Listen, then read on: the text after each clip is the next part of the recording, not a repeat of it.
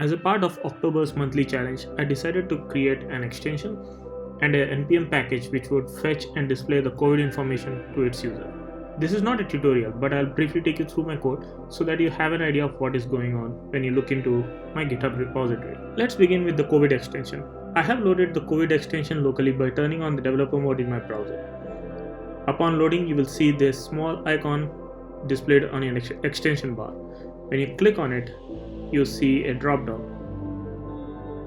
You can select the country, and it takes some time to load the province's information.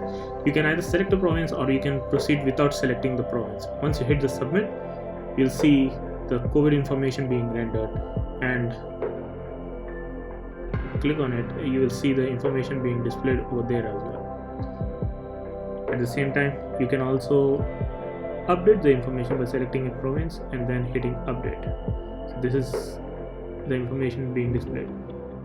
I can also change the country anytime I want, and if there is no provincial level of information available in the API, then we won't see that drop down displayed to the user.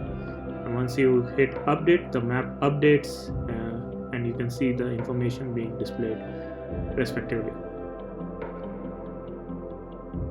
So all the UI in the pop-up is being handled by the page script.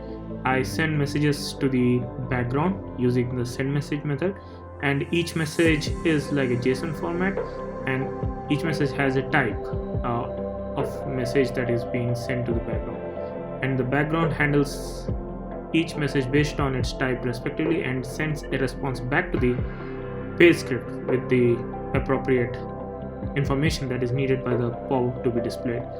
For example, each time the extension is being loaded, we check whether it was previously been displayed or not with any previously fetched information, and if it is not, then we fetch the information. By the way, for fetching the information, I use the fetch API call, and this is the API that I am using for fetching all my COVID related information. The map creator file handles with creating the map and displaying it to the user. I have used leaflet.js for rendering the map, and the rest is plain JavaScript. So this is example that I have included in my npm package as well. You can look into it to understand how the package can be used. So the functionality is pretty much the same.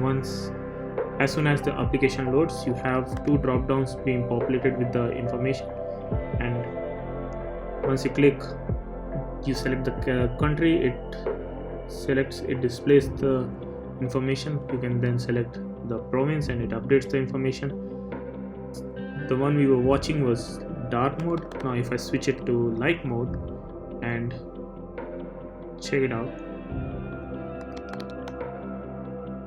this is the light mode view of the information.